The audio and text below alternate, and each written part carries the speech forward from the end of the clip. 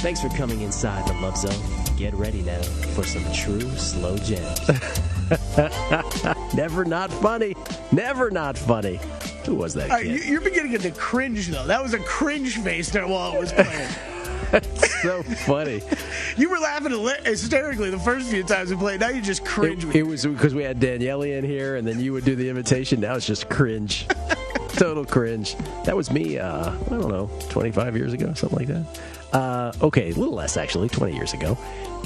This is the segment where we really tell you what we love this weekend betting-wise across the sports betting landscape.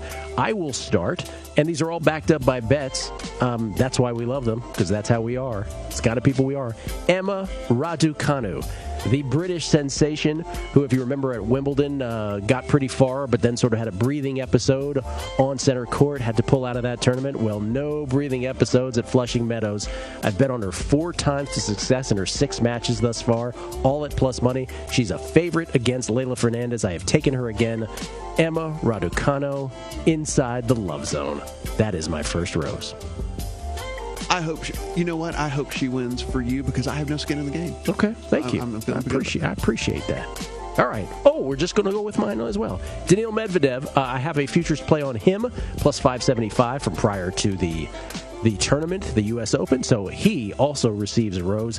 Want to get it done now. We don't know yet if he's playing Djokovic or Zverev, but either way, Medvedev trying to get his first slam, and with that, he will cash a wager for me and for Matt, which we'll find out later. And finally, inside the Love Zone, 3 NFL teams. These were all tied in with the Tampa Bay Buccaneers on the teaser leg that did get home for us last night. Those of us who had it at 7.5 and teased at 6 points, well, that means it's 1.5, and the Bucs won by 2. So for me, it's tied in with the Niners against the Lions. Tease that down to 1.5. Rams, same deal against the Bears, and the Bills basically just to win that ball game against Pittsburgh. So Love Zone for those 3 as well. Same for me on the tennis side of things. Gill and I will be rooting alongside each other here.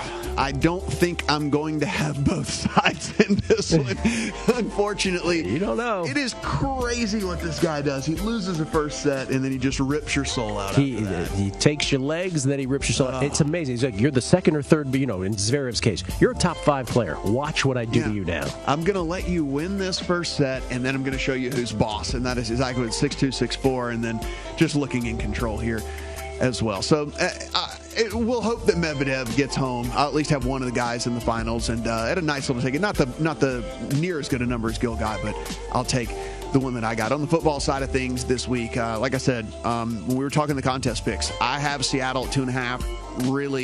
Really think that number's short on them.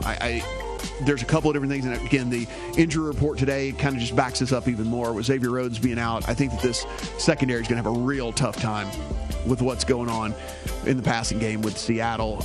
Rams, 49ers, both of them are teaser legs that are tied into last night's what should we call that? A thriller for us? It was a thriller for us anyway. It was. And it was a fun football game either way. Thriller for us. I had a good time. I had a great time. First leg gets home with the Bucs on the last-second field goal. So still live on the Rams minus 1.5 and the 49ers at minus 1 point. So really just kind of need them to win. But 1.5 point on them. And then the Browns, I took the 6.5. I am bullish on the Browns, and as much as I've talked about them over the last 2 months, if I didn't play them in the first game of the year, I would be a fraud, and I'm not a fraud.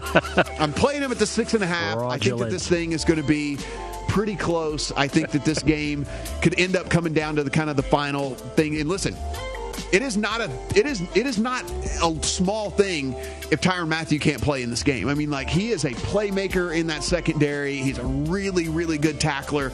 It is not a small thing if he can't play. So another thing to monitor as we head into the weekend. No one calls you a fraud, Matt Brown. Not a fraud. Nobody. All right. Blonde-headed loser on the list of things that are happening on the show. But former athletes, betting experts, whatever, sports personalities, blonde-headed losers, all that. But yes, I'm not a fraud. I'm with you on that one, man. It's cool. Yes. It's cool. All right. What I'm loving is the 49ers and the Rams too, because if we don't share the love with the boys, it's going to be an ugly weekend. That's for sure. Rams. I have tied into 5 teasers at this point. So it is really could be ugly if that side doesn't get home. The only other thing that you don't see on my bets for this weekend is I did make a Packers 49ers money line parlay. So that's a little bit more 49ers action in there. So really loving those two sides to get home this week to make it a big opening weekend. And otherwise, it's going to be real bad. My next one I got inside the love zone here, Lamar Jackson and Mark Andrews. Matt, you brought up a great point last night on the show about Mark Andrews' player props in that game. And that is one that I'm just waiting for them to release some numbers out here in Vegas, which we might have to wait until Sunday at noon to see that. But Mark Andrews, he was at 56.5 receiving yards on DraftKings earlier today when I checked that out.